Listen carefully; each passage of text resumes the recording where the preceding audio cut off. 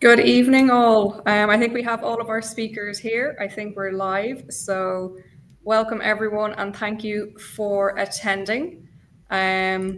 We'll kick off now. So welcome, everyone, to the ITBA webinar, From Everyday to Show Day, Horsemanship That Lasts a Lifetime. So tonight's webinar is going to cover a large range of topics around horsemanship, including grooming, sales, show preparation, ring performance, and alongside different information on retirement options for thoroughbreds, all beyond their racing, breeding, or competitive careers. So we have a fantastic lineup of speakers with us this evening, and I want to say a big thank you to each of them for giving their time tonight. We have Jane Davis, William Micklem, Ciara Mullen, and Mita Osborne. And we'll get a chance to talk with each of them, hear about their backgrounds and their tips and tricks around these topics. I'd also like to say a big thank you to Red Mills for hosting this tonight. And we will have a recording which people can watch back after, either if they've missed it or if you want to catch up on anything said. So I'd like to remind everyone that questions can be placed into the chats or the comments box as we're going. We can get to these as we're going through our chat tonight, or we'll have a Q&A towards the end. So we also have a big giveaway tonight. Ciara Mullen has kindly offered a lesson and a turnout session, which we will be able to raffle off to everyone who has attended tonight. And a little bit of a bonus, if you ask any questions, your name will be entered in as a second time into the draw. So if you are looking for that, make sure to get your name in there. And a big thank you to Ciara. Make sure to like and follow It's a Groom's Life on Instagram for all Ciara's tips and tricks as well. So without further delay, we can jump over to our panel. I'd like to start by getting a little bit of a background from each of you tonight, what your passion is, what you do. So Jane, I'm going to pick on you first, if that's okay, and we can start off. So tell me a little bit about your background and your role with horses. Yeah, thanks so much, Hannah, and thank you to the ITBA and all the panelists here for joining us this evening. I suppose my role as within Red Mills, I'm head of marketing. I've been with Connolly's Red Mills for over 8 years now.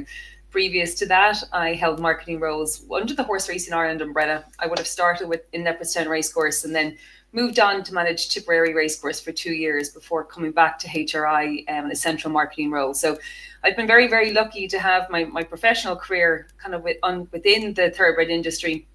And my hobby and I suppose my love for horses is there since I was a child.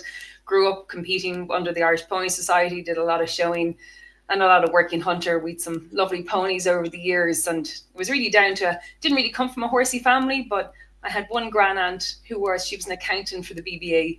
And she was kind of a woman before her time, I suppose. And her entire love was for horses. Everything from show jumpers to show horses. And I often tease my mum I was the wrong generation. I think if mum had a great opportunities when she was young to ride at all sorts of different levels. But I was very lucky. My grandaunt Mary Gibbs, she bought me my first pony when I was just 7 or 8. And I was so lucky to get to spend time. She was good friends with Madeline Byrne, who had nieces and nephews around the same age as me. So my first introduction to riding was under the very watchful eye of Madeline Byrne and her sister Carmel at Marguerite Lodge. And that was a really fantastic foundation. And many of the things I learned there, I still carry forward today. So I suppose that was my start. So I've been very, very lucky to, I suppose, merge my love for horses, my hobby with my career as well. So you've had, like, I suppose, such a broad range of experience through the whole industry. And tell us, I suppose, you do a little bit of retraining of racehorses as well. So I know is it Mossy you have as well that won the recent open category at Trim. So tell us a little bit about how you got into that aspect of, having worked with thoroughbreds and then suddenly gone, oh geez, maybe I'll take a go at what I can do further. Yeah, well, I suppose the thoroughbreds have always been a big part of my life. When I was in transition year in school, I spent the summer riding out in Dermot Wells. It was the summer of foot and mouth. So I was managed to convince my teachers I wasn't allowed home from Kildare to Dublin on the back of foot and mouth. So I stayed on the Curragh. That was my first introduction to horse racing. And that's, I suppose, where I got the glimpse that there was an industry behind the sport.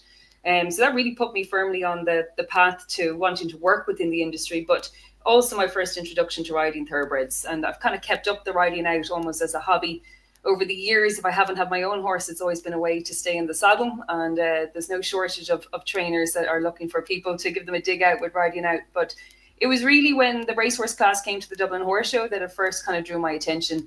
I've lived for the RDS my whole life. I grew up in Goatstown, so it was only the 1 week of the year I was glad to be from Dublin. Every other time I wished I was from the countryside, but it was always that week. So when the racehorse came to Dublin, the racehorse class came to the RDS, I was like, wow, this is definitely something. So I ended up with a lovely horse called Prince Eric. He was owned by Dr. Ronan Lamb. He'd been in training with Dermot Weld from the age of 2 to 7.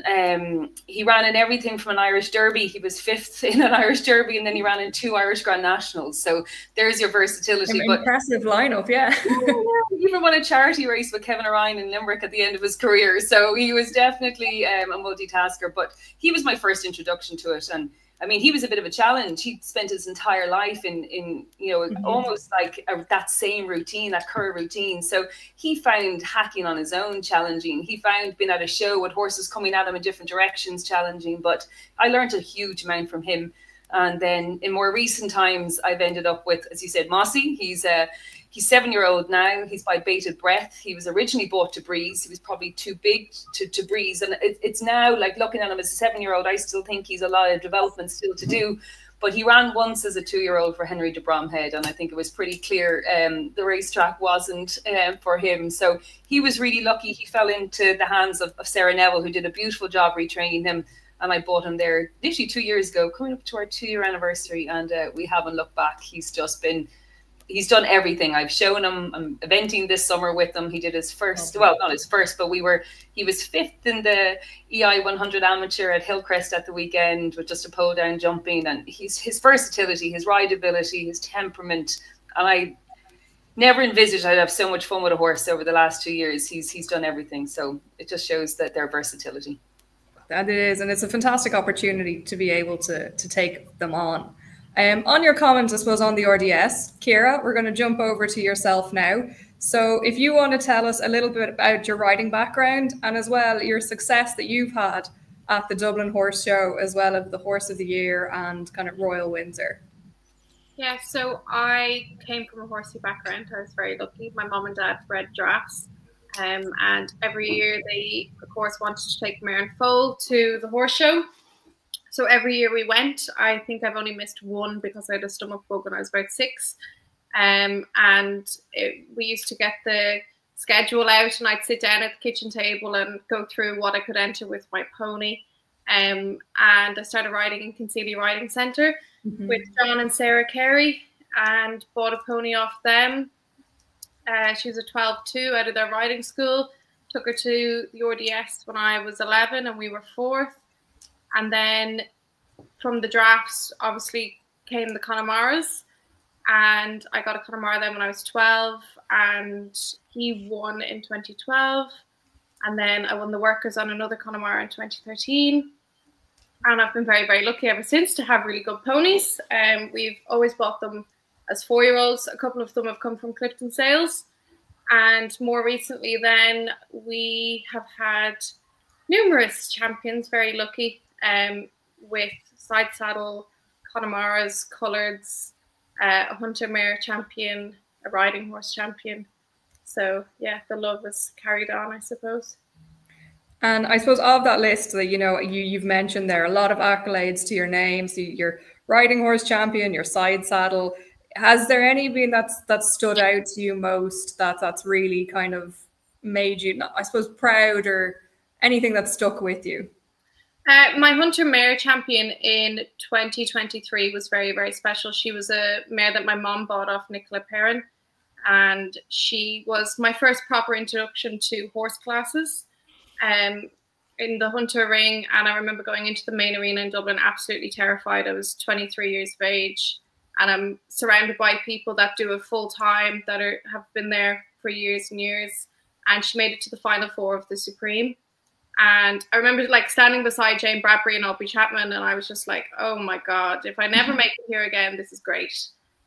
So that was very, very special. And last year I was champion lady side saddle on a horse called Bart.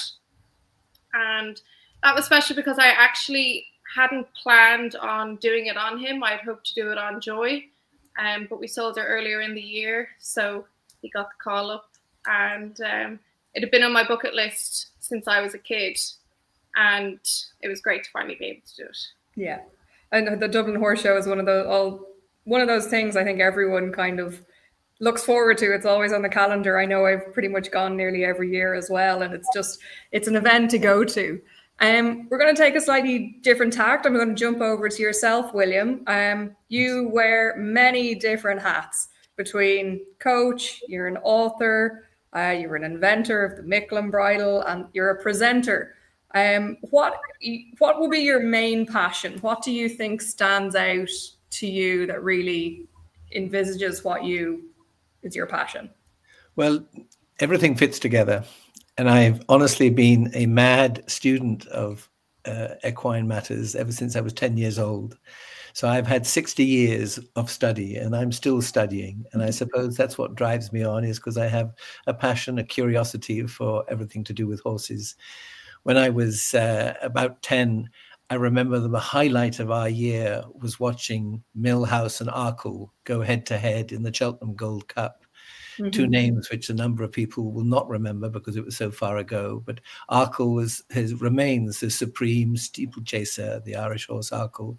And he was up against his so-called English rival Millhouse, who was the super horse. Now, Millhouse was actually bred in Ireland. So, in fact, it was Ireland against Ireland. But Arkle went and won. And at that same sort of time, I remember we got our first television was to watch Snowbound at the 1968 Mexico Olympics. And Snowbound was an off-the-track, injured thoroughbred, and he won the gold medal at the Mexico Olympics over the biggest show jumping track that there has ever been and ever will be. And of course, second to Snowbound was Stroller. At that stage, I hadn't any strong connections with Ireland, but I discovered that Stroller was half Connemara and by the thoroughbred Little Heaven. And from then on, you just jump and jump and jump. Little Heaven has been a constant in my life thereafter. Little Heaven, the little thoroughbred horse, it made such a huge difference to the Connemara performance world.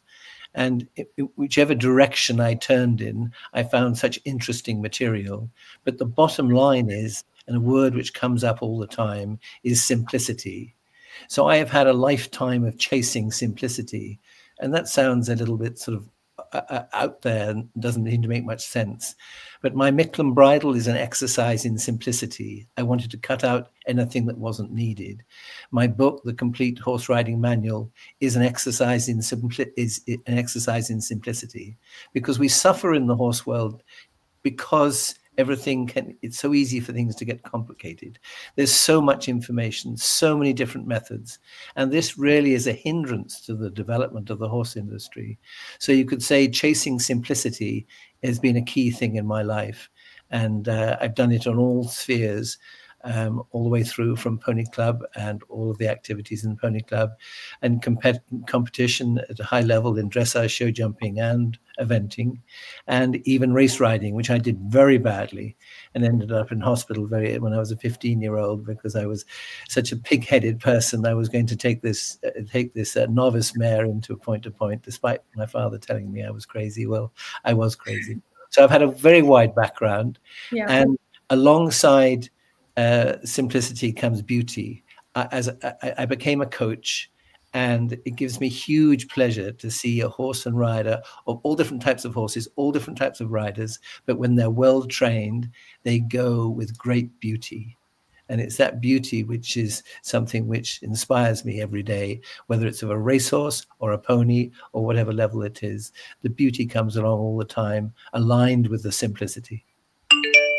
It is, and I think everyone can appreciate kind of the beauty when you see a good rider and a good horse. Mita, I'll jump down to yourself, and I think you're very similar to William in the same. You have a lot of hats between equine vet, thoroughbred breeder, you co-host a podcast, you're a non-executive director at the Irish National Stud. I mean, I could go on. There's a lot there. But again, similar to William, what do you think your main passions are? Well, I suppose one thing when William said still studying, I mean, I graduated as a vet 40 something years ago. And I never thought I would be still studying at this stage. But I suppose for me, the pivotal thing was going back to college and doing a master's in animal welfare.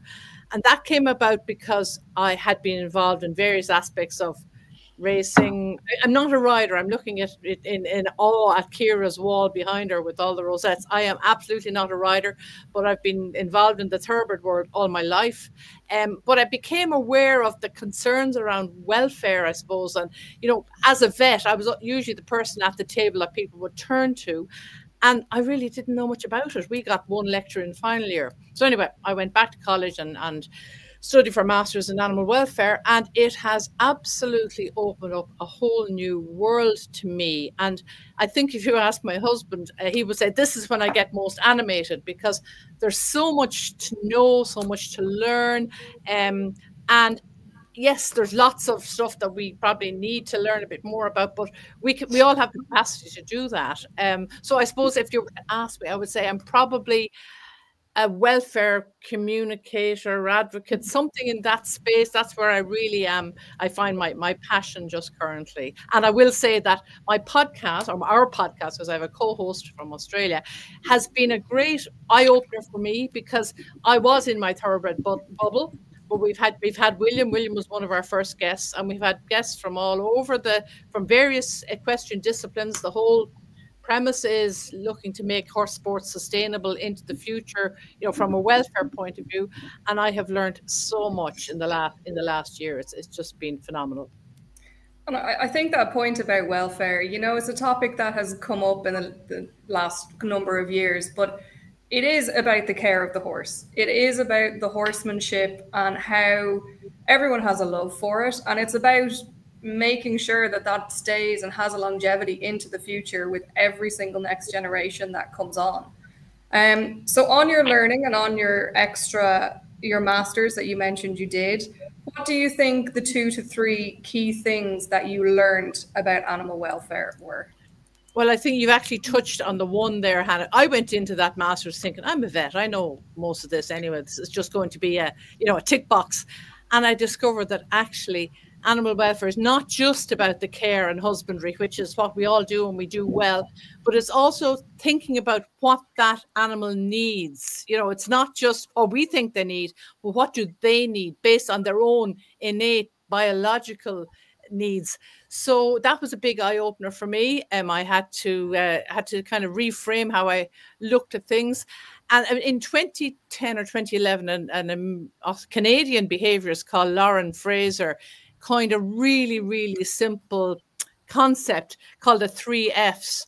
So, and I'm sure most of the audience know about this. It's friends, forage, and freedom. They're what horses need.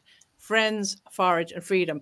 In our competitive world, in our breeding sector, all the things we do with horses, we have constrained them. And I think it's our job is to keep those needs at the forefront in whatever we're doing with our horses, just not to forget that they have these basic needs. And I would add to that, I think horses will really need to feel safe with us.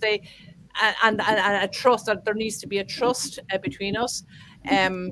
And so that's probably my key take home from the program. And I think welfare is seen as it's a word, one of these words when you mention, people say, oh, I'm not sure, but actually we're already doing it. And we shouldn't shy away from maybe thinking about some of the things we do that we could do better, but we have a really good baseline there of good work that we all do, and we should kind of be proud of what we do. We can always improve. I mean, there's things I did in my veterinary career, and I think, oh gosh, nowadays I probably wouldn't do that.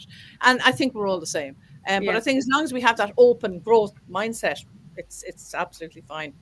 That's it. It's not a very scary word, and I think everyone has the best interest in mind and in heart in all of their actions that they're doing, that, you know, they're already having good welfare and good horsemanship. I'm going to jump into, I suppose, a meaty part of our topic tonight. Jane, I'm going to come back to yourself. From your role with Red Mills, what would your recommendations be to people looking to gain that competitive edge for showing or for sales preparation?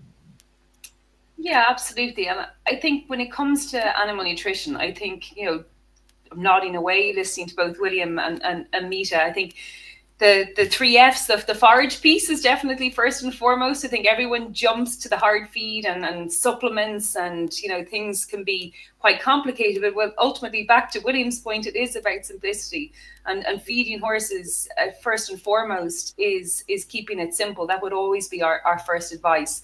When I first joined Red Mills, we had a wonderful nutritionist there, Noel Brennan, and I remember my induction, my first week, and he sat me down, and he's like, the first question, like someone came to him with a query, it would very much be around, you know, well, what's your forage quality, or what kind of turnout, back to the freedom pieces your horse having, and again, the basics of just access to fresh water and good forage before looking even at the hard feed. But I suppose from my role over the last number of years and the things that I've learned, like back to the learning piece, like I thought I knew how to feed horses and feed ponies. And when I joined Red Mills and got to spend time with some of our nutritionists and the people who've been working in this space for so long, developing the feeds, developing the formulations, I'm still learning. Like every day you pick up something new and you think about how you might apply it to your own horses. But I mean, if I was to kind of think about what kind of recommendations to anyone kind of watching this evening, it really is, it comes down to knowing your horse. And it does come down as well to just spending the bit of time to learn about the feed, and or just even about what your horse wants or needs, you know, based on their energy requirements, their temperament, the workload that they're currently in. And that can fluctuate and change. So simple things like just understanding how to read the back of a bag, how to select the feeding program for your horse, the simple things like just understanding the composition, the role that the different ingredients play in that composition. So for example, if you're looking at a more kind of traditional cereal-based feed, you know, that's going to be a little bit higher in starch, it's going to be a little bit faster release energy versus some of the more low starch products, which are probably more fiber and oil-based. And I think, you know, Kira, you'd have worked closely with the nutritionists and Red Mills, and I think you'd be able to kind of speak to some of those kind of decisions around selecting the right product. But there's so many resources available now online, even our own websites, that you can kind of, yeah, touch on some of those pieces and kind of build that knowledge base. But the second thing I'd always say is to ask for help, you know, and speak to people who have the knowledge in that field. I know, I mean, majority of the feed companies out there offer that nutritional support. I know certainly with ourselves at Red Mills, if you were to call in to customer service, you'll be put through to somebody or somebody will give you a call back, or with the portals on the website to ask the nutrition team. But it's certainly to look for that guidance, particularly if you're starting off a new journey with a horse, or you have a particular target in mind, be it a competition season or be it sales prep, or, you know, building up to a championship show like the Dublin Horse Show, because all these things need to be made. It's a gradual piece, and you're never going to see overnight change. And I think it's only human nature that we change something, we expect the results immediately, or we might get frustrated if we don't see. But these are animals at the end of the day. We make our changes gradual, and the patience to trust in the process. If you've kind of done your homework right at the start, you're confident in what you're doing, and then just have that patience. But I mean, I remember again, in my role, the access to like different, I suppose, competitive riders that we would have and ambassadors. And it was one of our riders, Edwina Tops-Alexander. We got the opportunity to interview her last year, and she mentioned over and over again in her interviews, knowing your horse. And I remember like going through the edit and thinking, God, that's very repetitive. But actually, it was such an important point she made.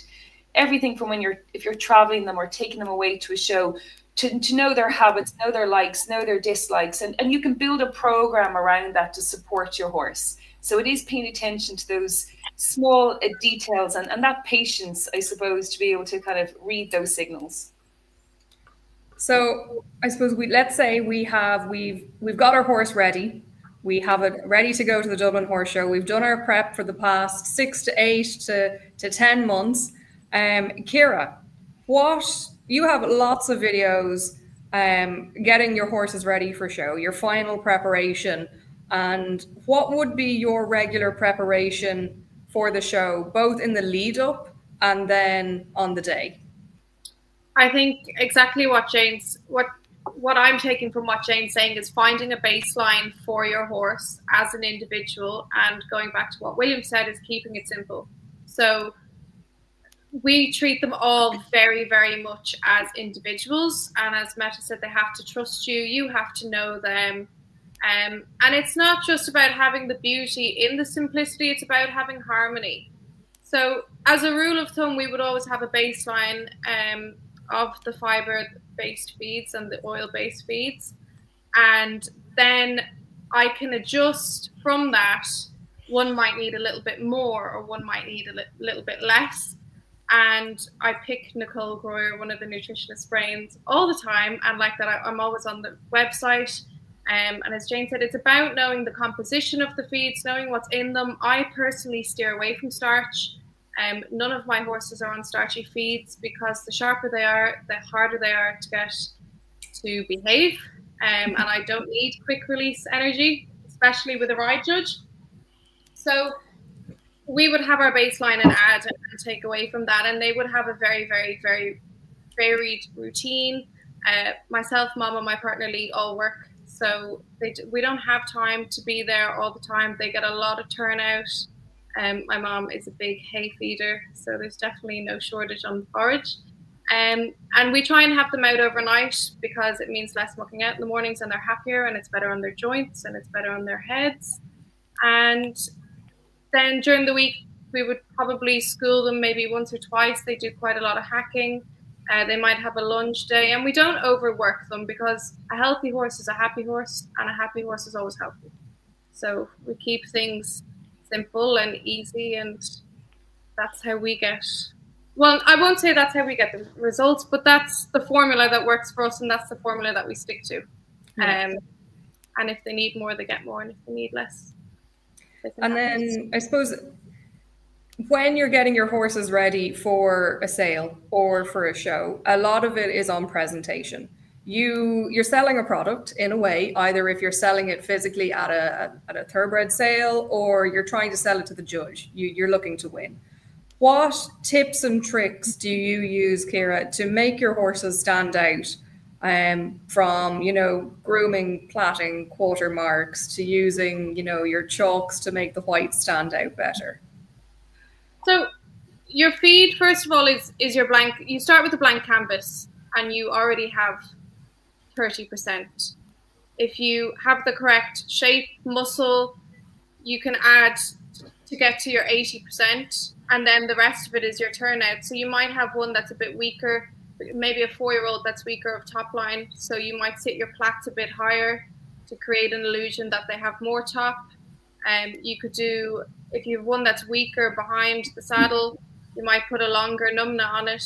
Again, it's all optical illusion on the eye. If it's a bit longer in the back, you might do a shorter tail because it'll draw your eye up, and you're not drawn down the back end. You would probably do your quarter marks if you've got one that's a bit weaker of the hip. Instead of doing 3 lines and again dragging the angle down, you could do a V, so you're making the hind end a bit more level.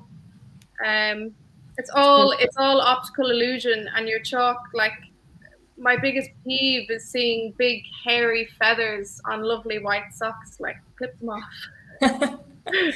Just make them look that little bit more elegant and a little neater. You're drawn. Like, when you walk in the ring, the first thing the judge sees is either a really, really good overall picture, and immediately they're like, oh wow, what's that? Or you might have a nicer horse that's not done as well, but they're not drawn to it because it's not turned out correctly, which will affect your pull-in. So it might be the difference of being pulled in second or being pulled in fifth. And the higher you're pulled in after the initial go-around, the easier it is to go up. And I suppose that comment there on that first impression is very important. Mita, I think I'm going to jump to you kind of from a thoroughbred aspect and maybe from a sales point of view. I suppose when vendors or when purchasers are pulling out those horses for the first time to have a look at them, it is almost kind of first glance can make a very lasting impression. So training and assisting thoroughbreds kind of starts at a very young age. And what do you do, or what can you do to give them the best start? I was just reading a paper today that it was about pigs, with nothing to do with horses, and it said that the offspring of stressed sows, so piglets born to sows who were stressed during pregnancy, fight more after weaning. Now, I think there's a lesson in that for us, because I think if we would try to have as stress-free a life for our pregnant mares as possible, because I think that carries on right through. There's a whole new, well, new to me, science of epigenetics, which really wasn't anything I knew anything about 10 or 15 years ago. But it's all about the science around the influence of, around the pregnancy on how that the offspring will develop, and some of that is health, and some of that is their behavior, their outlook, their personality. So I think that's something we should really be thinking about.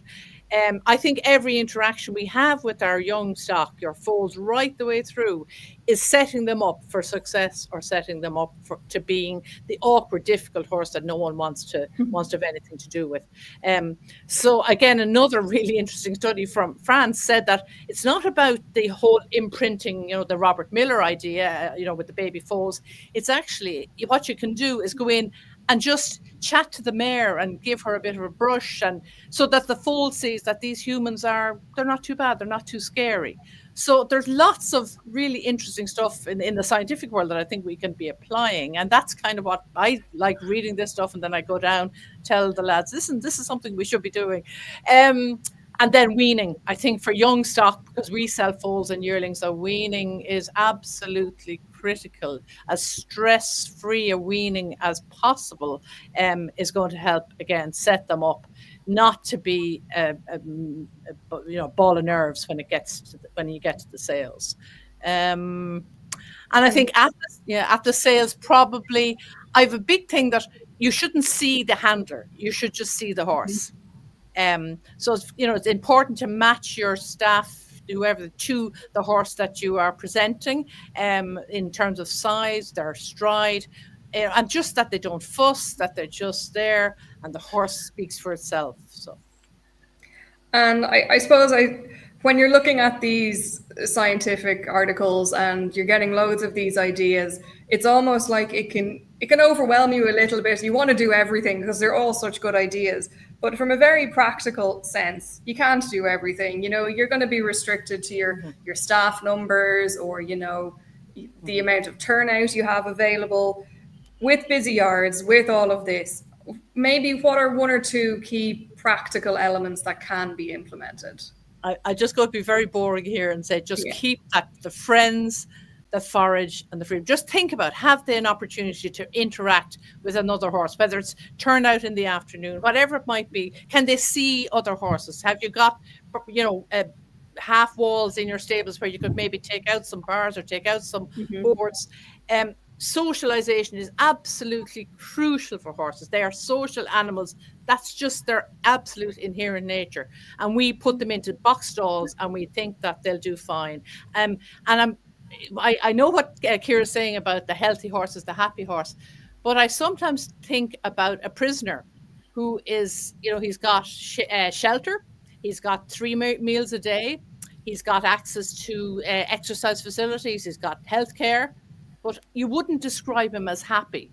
So, there's the mental side. It's not just about being healthy. There's a bit more to it than that.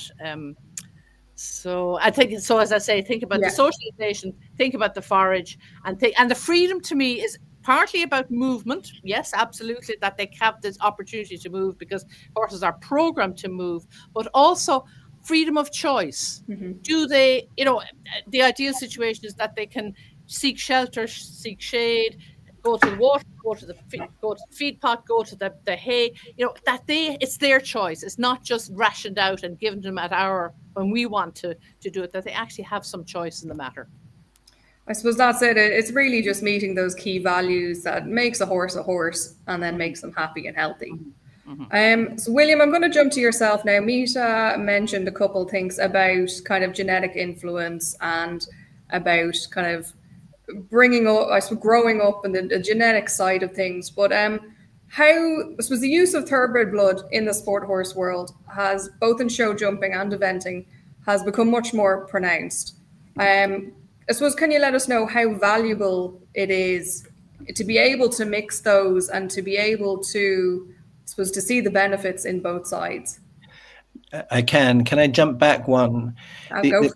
Because the key to a happy horse, the key to welfare is not just the things that have been mentioned. The one thing that must be done is they must be worked in a good way. And I want to give an example, and it's connected with why we want to use thoroughbred blood as well.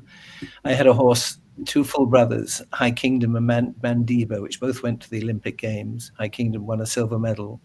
But High Kingdom, as a 3-year-old, was stiff in his back. He trotted badly. He didn't look well at all. And it took me 3 months to get him to come through in his back and to go well before I would put a rider on his back. Whereas Mandiba, it took 3 days. He was, as it were, born coming through his back. And it's the same with a human being. Maybe you get there are a lot of humans with bad backs. When the bad back is at ease and you work as one unit, then you are a much happier individual. And it's exactly the same with horses. We have a problem because we're going to get on the horses' backs. And there are just so many horses who drop their backs as a result and lose that connection from the hind end to the front end. Now, the greatest show horse producers in history are those who are wonderful riders who get their horses to come through their backs. And as soon as they come through in their backs, they look more beautiful. Now, the connection with the thoroughbred horse there, which again is something I think we often forget, is that a thoroughbred horse is a winner if it's the supreme athlete. It is the supreme athlete, but it can't be a supreme athlete unless it uses every single part of its anatomy, including its back. And thoroughbred horses are bred over the generations, actually, to naturally use their backs. The ones that don't use their backs very well don't gallop fast. Now, they use their backs and work as one coordinated unit. That's when the stance time, the amount of time the horse's foot is on the ground, is reduced and the flight time is increased. And immediately that looks more beautiful. And it applies to show horses, race horses, all different types of horses. And thoroughbred horses, generally speaking, have greater spinal flexibility. You know, it's not going to be a huge amount, but they have greater spinal flexibility and elasticity than most other breeds. And provably from the research, they have more elasticity in their tendons and in their ligaments, which allows a sort of free energy as it springs back off the ground. And this is the basis of what makes them what I often call the supreme breed improver, as well as the world's greatest athlete. And people say, well, the thoroughbred horse is not the world's greatest athlete. Well, I say, well, can you find me a faster one? We'll ignore the quarter horses over very short distances. They jump the greatest distances in terms of long jump, and they used to have the long jump at the Olympic Games. Any steeplechaser that you will see is regularly jumping 24 to 27 feet, 8 meters plus, when it does a steeplechase fence, which is 1.40 meters. And they don't just do it once, they do the whole track, and then they do another race, and they do another race. The world high jump record was won by a thoroughbred horse in Argentina, just over 8 foot, 2.5 inches, I think it was. The greatest number of horses jumping over 7'6" in history are thoroughbreds. There are 2 horses in that group who are not thoroughbreds. All of the others are thoroughbreds, and there are about 20 of them. So they are the supreme athlete, but we are told that these other types of breeds are better. Now, in show jumping, you are right when there is more thoroughbred blood being used, but we aren't told it. I got the list yesterday of the top 20 top 20 warm blood stallions in the world at the present time, and 18 of them were 50% or slightly more than 50% thoroughbred. In other words, or you could say a majority thoroughbred, but this is hidden. And I mentioned Stroller and Little Heaven. It's difficult to find a top-level performance Connemara pony without having Little Heaven in its breeding. I was in America, and they love the Connemara's in America. And when I first arrived there on the first day, this little girl called Karen Lende came into the arena on a grey pony, beautiful, beautiful, called Erin's Shamrock. You can't get much more Irish than that. And I looked up its breeding later on, and it was out of a mare who was by Little Heaven. So that influence came back there again. And I formed a long pupil-teacher association with Karen Lende. And eventually she bought from me a horse called Biko. Bico is a thoroughbred horse by Beauchemin out of a Prince Hansel mare. I bought him as a 3-year-old. She got him when he was a 6-year-old. And he became the horse of the millennium, the horse of the century in America, pure thoroughbred horse. And what was interesting was he could have been a top horse in dressage, show jumping, or eventing, or indeed he would have been a racehorse. His full brother Jumbo didn't quite have his speed, but won a race at Cheltenham with Josh Gifford training. Listening to that, I feel quite privileged having to be in the thoroughbred industry in a sense, to know that they are such extreme and performing athletes. And I suppose there's plenty there that is available to them, and to have that influence in both the eventing, the show jumping world. It's not just to kind of a racing career. There is, other options for them as well. But they need to be, and this is a key point, taking a horse off the track, you need to assess them properly. And in the case, some horses have little problems from a veterinary point of view, that needs to be sorted. Some horses have a problem with the way of going, and that needs to be sorted, and that needs real expertise to do. And then there's a segment of horses who just naturally just go very well. But that assessment off the track is an absolutely key thing. People are not looking so much for the thoroughbred horses as they used to, but they should do, because within the cohort of thoroughbred horses coming on the tracks, off the tracks, there are some wonderful, wonderful, wonderful horses, but they need assessment at the early stage. And if the horse is physically got a major problem, there's no point knocking your head against a brick wall. And people say to me, well, we want sprinters because they're the better jumpers.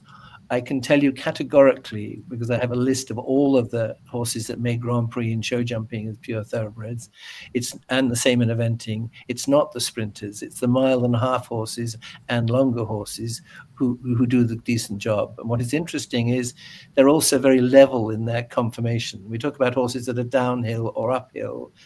We actually want horses to be pretty level as young horses. Horses that are born uphill, and on the continent they try and produce horses that are born uphill, they often have spectacular trots, but very few of them have good canters. And we all know the thoroughbred horse is made to canter and gallop. So I'd say the thing that's missing with them is the trot. So if you're looking to bring a thoroughbred horse into your stable or use a thoroughbred horse, find a horse that can trot. And the trot is absolutely wonderful in terms of making a horse straight.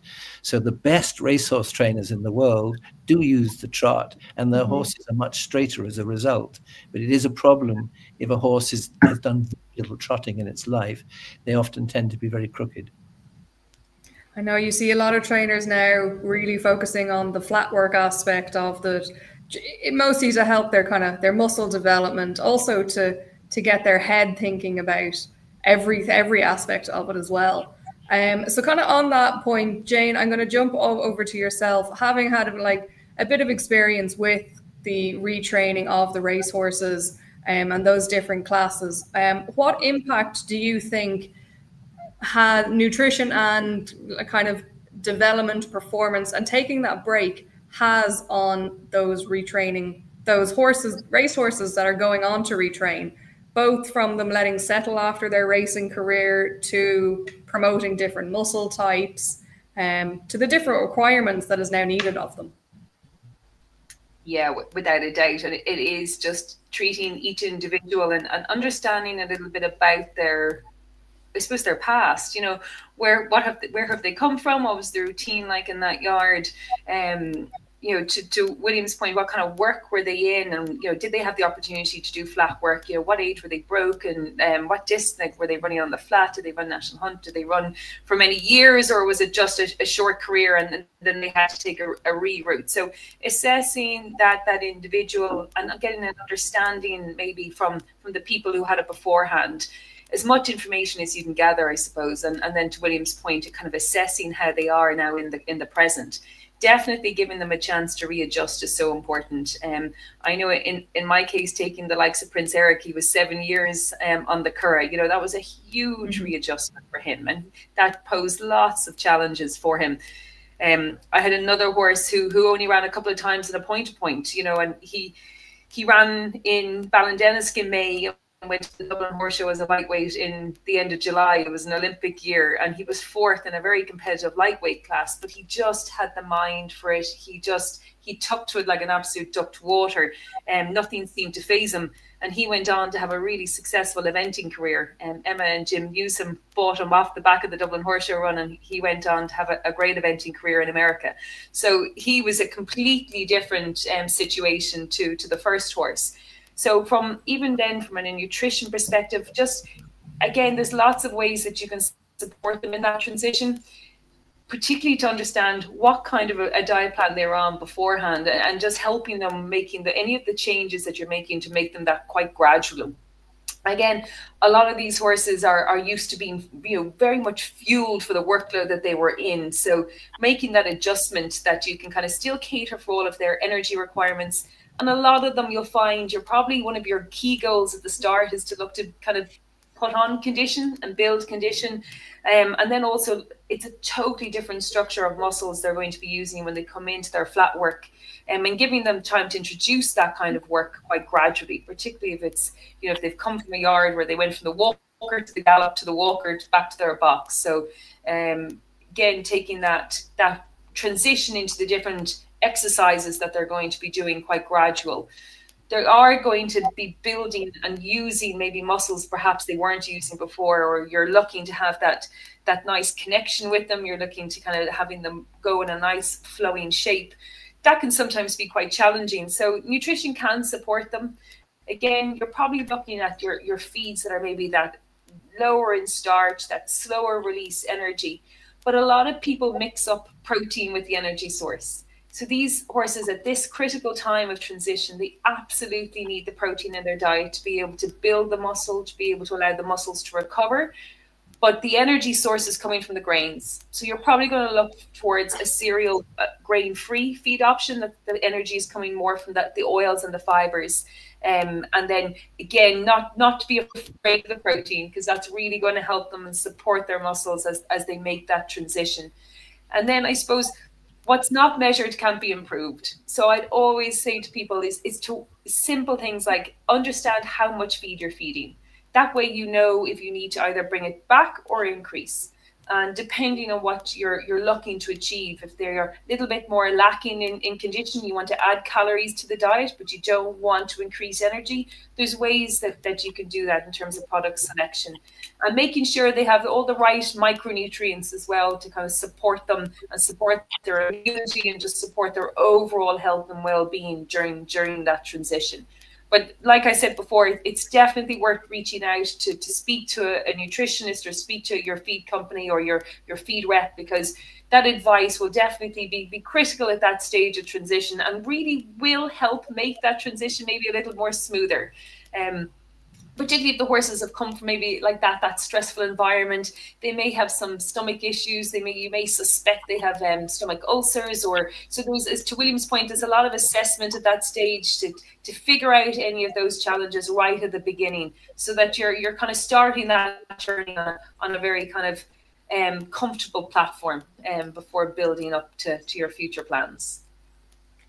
And then Ciara, we're going to jump to yourself next. So talking about those stressful times and going to those kind of high stress environments, the sales ring and the show ring can be very scary places, either for a first time youngster or a seasoned professional. So what do you do to help reduce that anxiety and to ease the horse into those busy environments?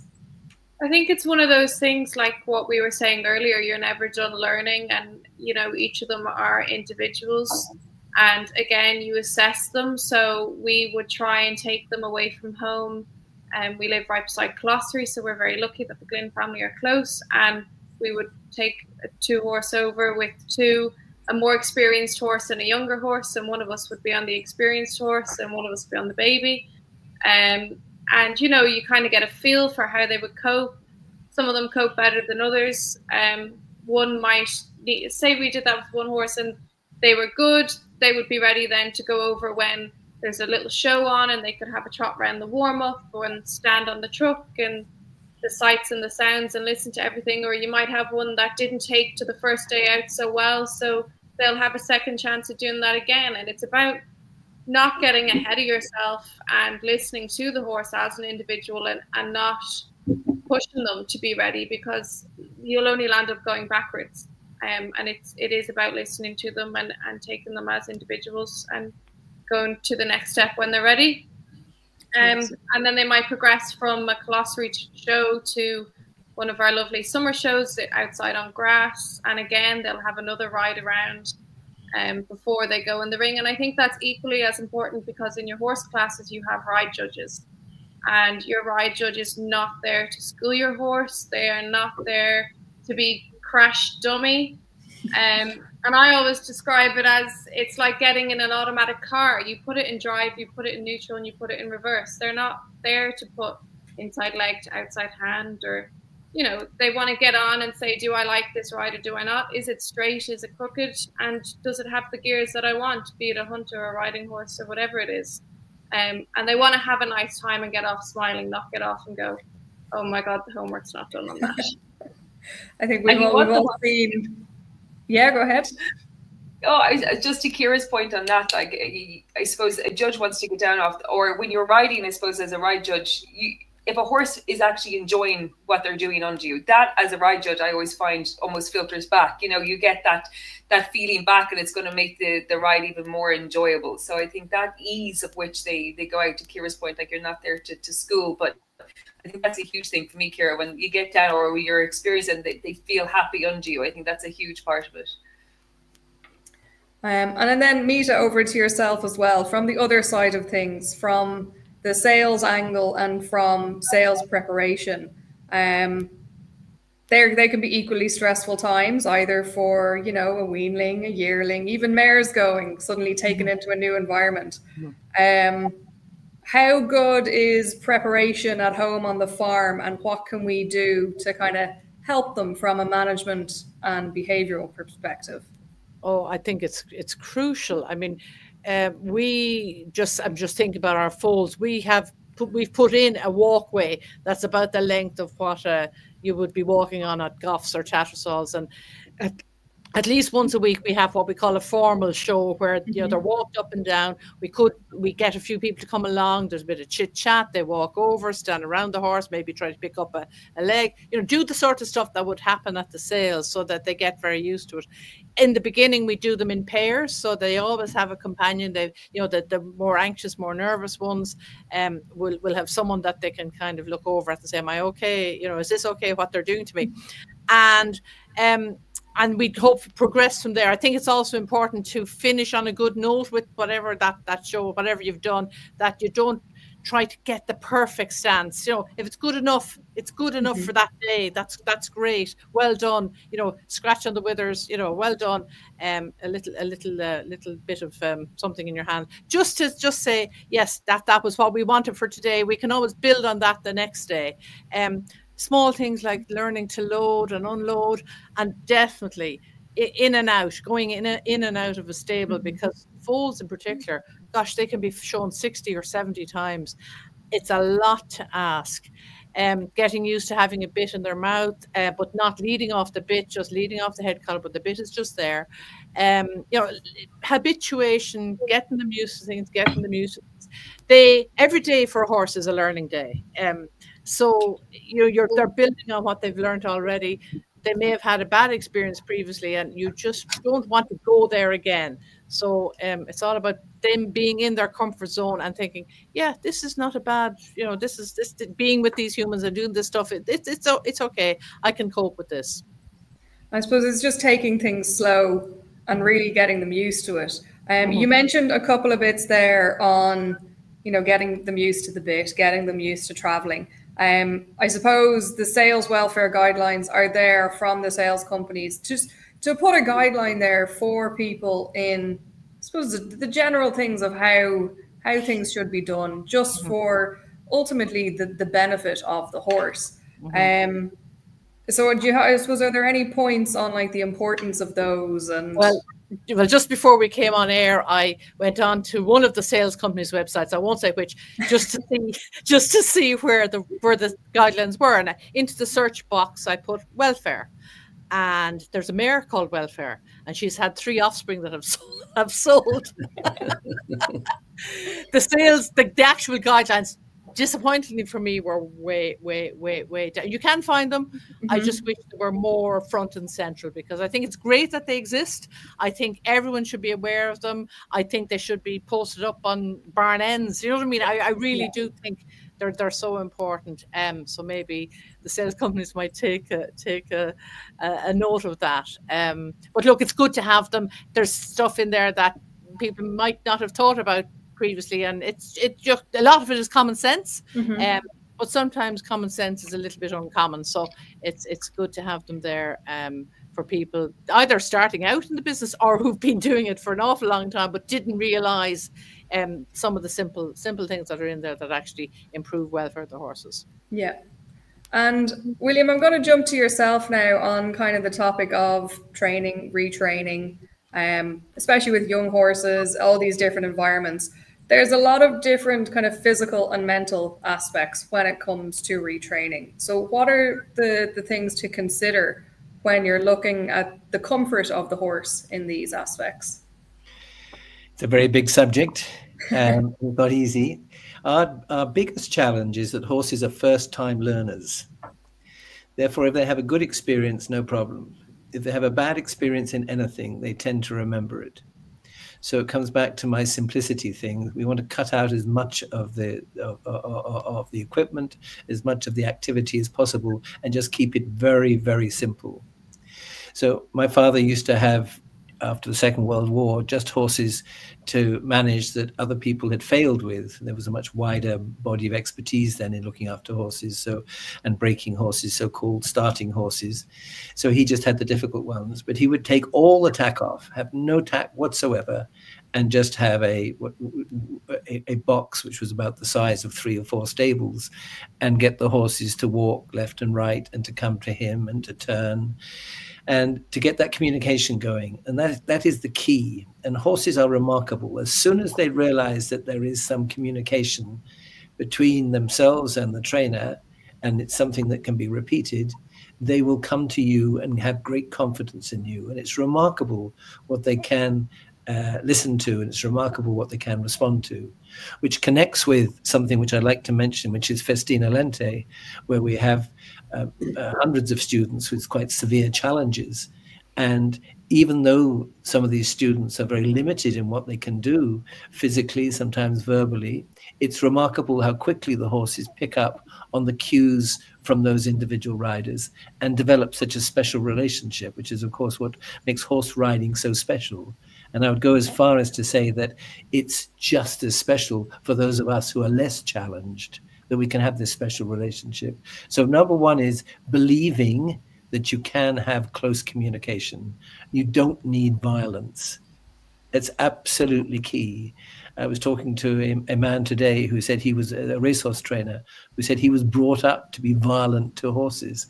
And now it's taken him probably, looking at it, probably 40 years. He now says he realizes that violence is not necessary.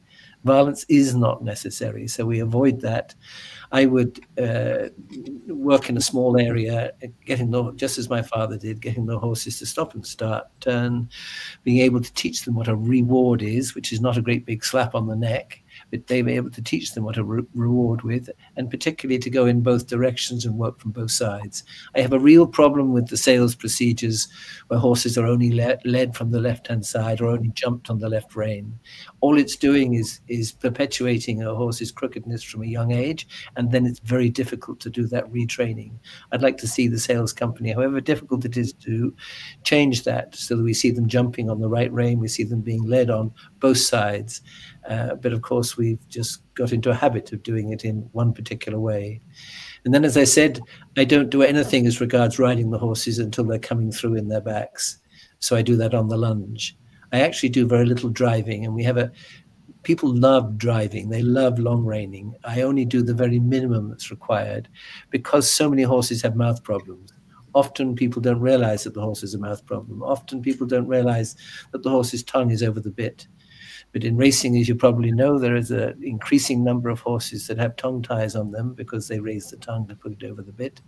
And a horse that's learnt to put its tongue over the bit, a horse that's afraid of its mouth, it's a long-term retraining job, which makes them less able to go down different careers. I mean, I would work a lot of horses who have that sort of problem in a bitless bridle, not the type that squeezes their jaws together, not a violent bitless bridle, not like some of the ones you see, particularly in Western riding in America, but a gentle bitless bridle. And once the horse is going well in a bitless bridle, then it's much easier then to put a bit in. And the fascinating thing is, if a horse is going well in a bitless bridle, it will have a white mouth. So people talk about having to have key bits and the horse learning to accept the bit, it will then have a white mouth. It's nothing to do with that. If the horse is relaxed, if the horse is coming through its back, it automatically will have a white mouth. So I don't use any key bits. I just use plain snaffles. I don't use any particular gadgets whatsoever. So I keep it very, very simple. I think that's the key point, is the simplicity. I know your mention of Festina Lente there. I've been very lucky to have visited out there myself briefly when I was back in college, and just seeing both the work that was being done and having done a semester of the assisted therapy and learning. I think it's just the communication that we can learn from horses and horses can learn from us. It's very easy to forget in a busy day, in a busy environment, when you have all your horses to feed, you need to muck out your stables, you need to get everything done before lunchtime. If you enter into, your yard or your stable with that mindset, the horses are going to pick up on it and everyone's going to have a bad day. So I think it's really about, slowing down. They're animals. They can teach you so much more. And, there's a lot to be learned from them. Thoroughbreds, I think we were told in our lessons that we're exceptionally good at it because they're very quick to react. They're, we describe them as flighty, but it's that temperament that shows you very quickly how they're feeling.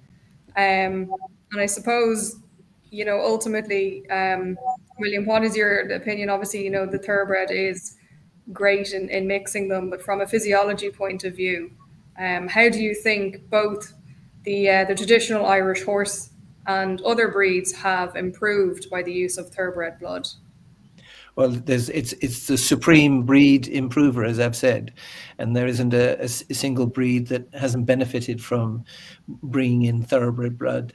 And the point you mentioned there about being sensitive, and then you use the word flighty, it's not surprising that horses become flighty if they're kept in single stables.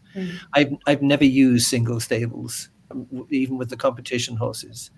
And the thoroughbred horse needs freedom. The other side of that coin is, if it's never had this freedom in its life at all, it'll can find that freedom a little frightening to begin with. So that has to be done in a gradual way.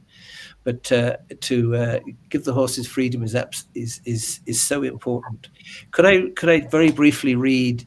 I believe that an association with horses is good for all of us, not just for the people at Festina Lente. And so this is the reason people say, well, you shouldn't ride horses. It's cruel. At one extreme we'll say, well, just stop riding horses. But I say that the fact that horses are good for our mental health is so important. At its simplest, it's because the horse is a non-judgmental companion that encourages calmness, gentleness, and emotional control. A companion that encourages responsibility, discipline, and persistence.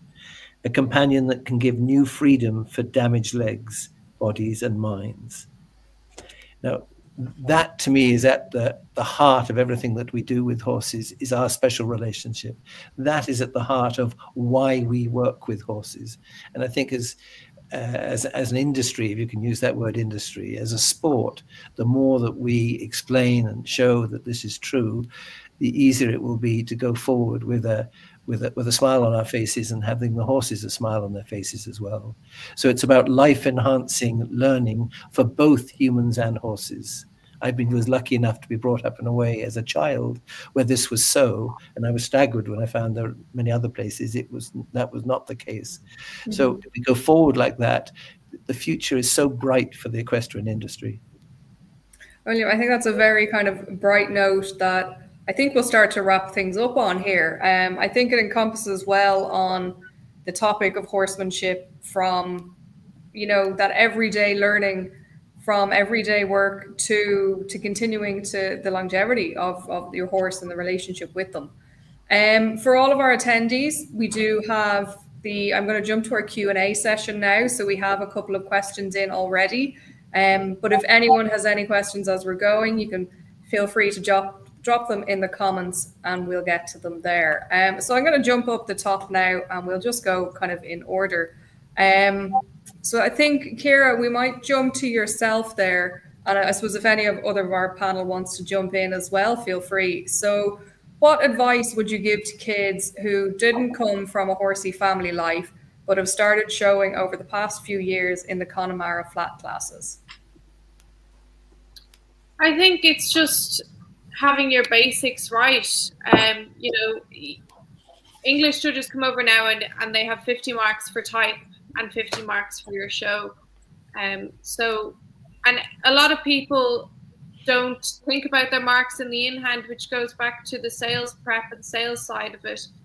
How you present your horse in hand always amounts, and like what Meta said, is you should look at the horse and not the handler. And if you are standing and presenting your horse correctly, you shouldn't be taking away from the overall image of the animal when you stand it up. And also your straightness and your correctness of a good show. You don't need to overcomplicate things.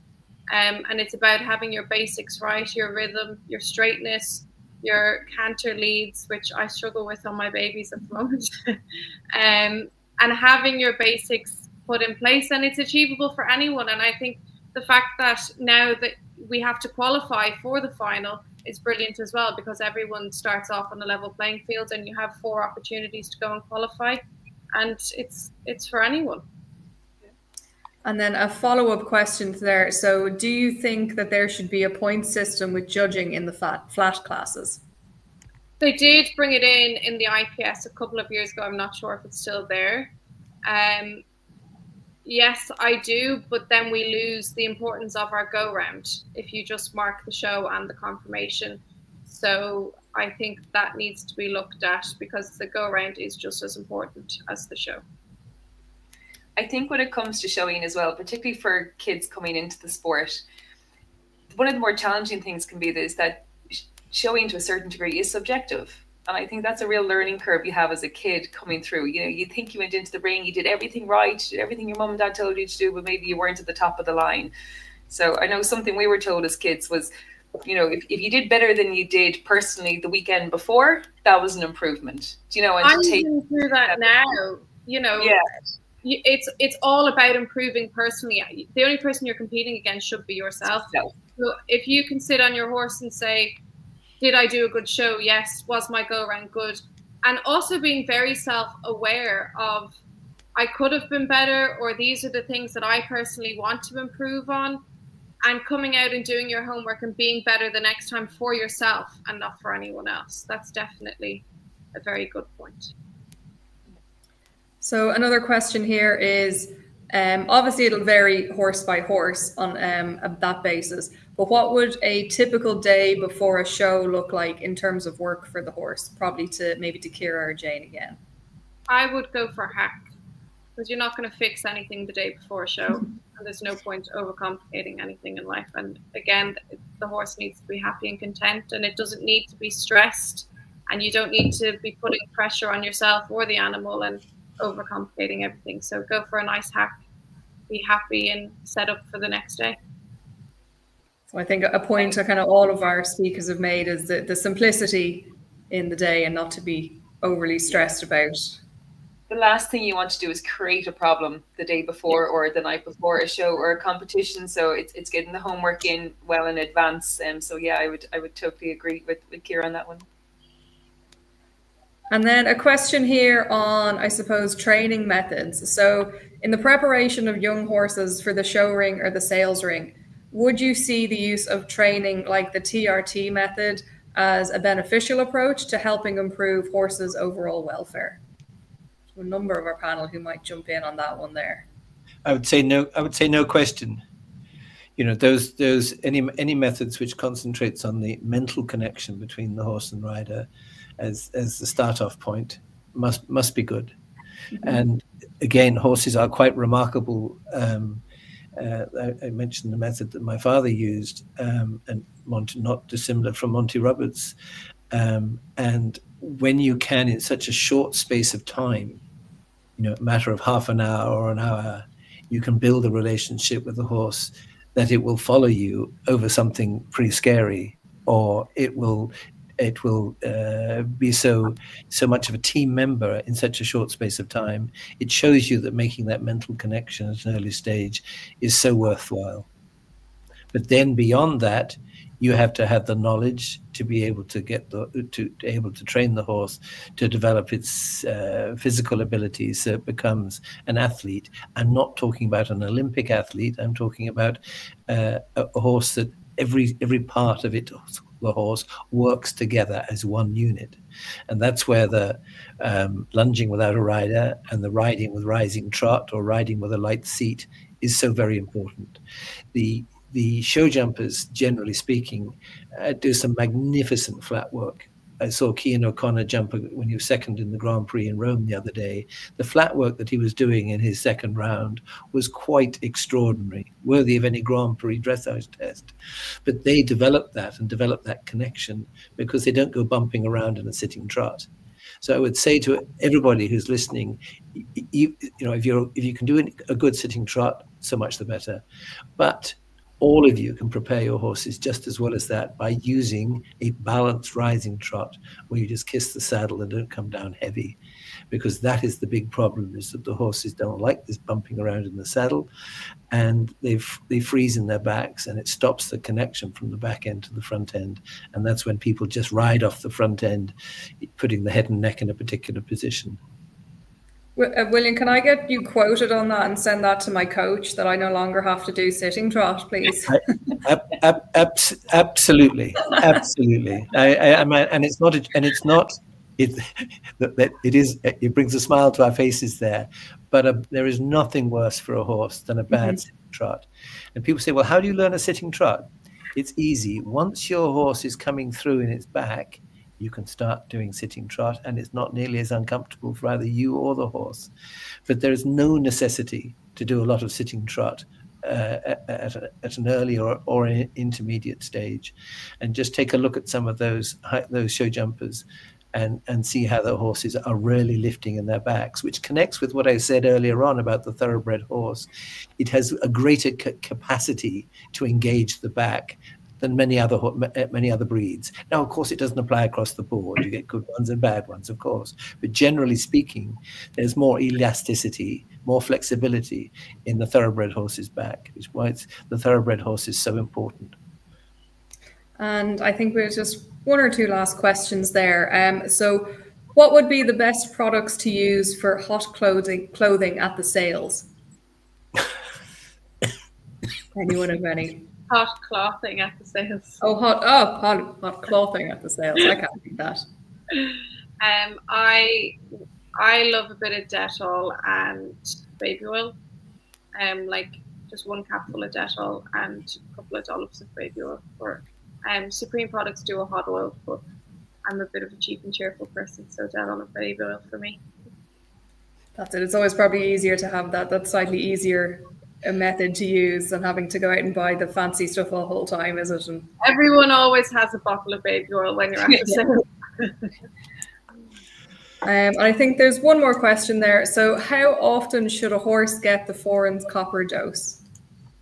Yeah, so that's an interesting one. Obviously, the foreign equine, we do the Copper Max paste. So that's your chelated copper and zinc. And the zinc obviously helps the absorption. So they come in a really handy gel format. So we'd recommend copper dosing. And again, it does depend on different land and obviously the copper that's within their forage and their soil. But certainly you're going to maybe, and again, life stage, if it's a young horse versus maybe a mare in her last trimester, they're going to have different requirements. But generally speaking, you'd be safe enough to copper dose, say, 2 or 3 doses in a row with like a 2 to 3 week break in between, depending on what the individual needs. But you can always reach out and actually ask either your nutritionist or even your vet can help you just make that decision. But it's actually interesting from a copper function as well, when we're talking about kind of show and sales prep. Copper has a really important role in even coat pigmentation.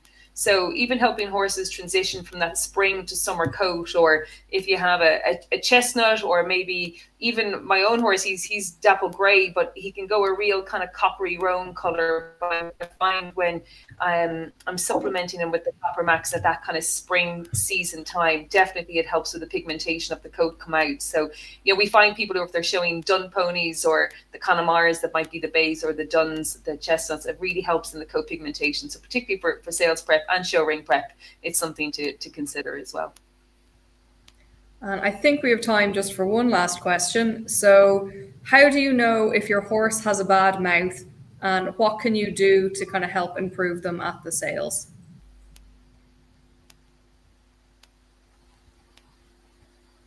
Anyone there, Mita maybe, or I don't know, Kira, if you've gone to kind of shows to help? I think William would be good for that one, because he was talking earlier about the tongue over the bit problem that a lot of young horses come to us with. I'm not sure what they mean by a bad mouth there, but generally speaking, again, as I said, they get a white mouth with a bitless bridle as long as they're going in a decent way.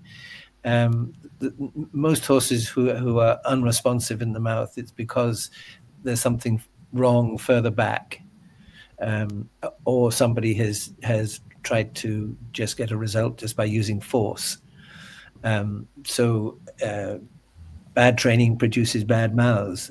Now, there are some horses who have sensitivities in the mouth that even with a good trainer, there are problems. So that's when you want to have a closer look at the horse. Personally, I always remove wolf teeth as an example, because I find that, you know, with the nerve endings in a wolf teeth, a lot of horses really respond negatively to the wolf teeth. I also, my Micklin bridle is specifically designed to avoid pressure on the inside of the mouth on the tissue, where it goes over the protruding upper jaw molar teeth on the side of the cheek here. So many people don't realize that it's not all flat inside the mouth, that the upper jaw molar teeth are so much wider than the lower jaw molar teeth. So the flesh gets trapped between the noseband on the outside and the tooth on the inside. And people say, well, I have 2 fingers in our noseband, so it's quite loose. But they don't realize that the horse is opening the mouth as they ride, and as it opens the mouth, it tightens on the outside. So I would say that it's not a small number, it's a large number of horses have lacerations on the inside of their mouth over those teeth. And that's something which people need to be very aware of. But generally speaking, as long as the horse is started off with a comfortable bit without any force on it, very few horses actually have a problem with a bit. On the other side of the coin, there are very few bitless bridles that are really comfortable for a horse. Having a bitless bridle is not just the easy answer. You have to find a bitless bridle that is really comfortable for a horse, and that's not easy. I think I suppose we're coming to the end of things here. So I'm going to ask all of our panel kind of one final question. You can have a think about it just as we're going to it. But it's really in 1 or 2 sentences, a very quick sum up. Final kind of tips or tricks on your showing, your sales preparation, or the general horsemanship. I don't know if anyone has something to mind, they can jump straight in, but I might pick on one of you in a minute there if you don't. I was thinking, as William was saying about sitting trot and horses not being strong in their back, and very much the point of, if the horse isn't coming through from behind, it's not going to be correct in front of your leg. A lot of people over here would put their side saddles on way too much. You are able to school your horse to go side saddle astride. They do not need to have your side saddle on every week. It is so heavy on their back. You're not sitting level on your seat bones. It just is a recipe for disaster, in my opinion.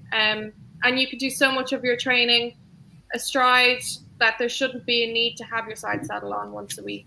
And it will cause horses to hollow in their back and not come through. And and cause you problems down the line. So my bit of advice would be do your homework astride and put your saddle on once every couple of weeks. Last year I qualified for Dublin and I didn't put it on again until the week before because my homework was done.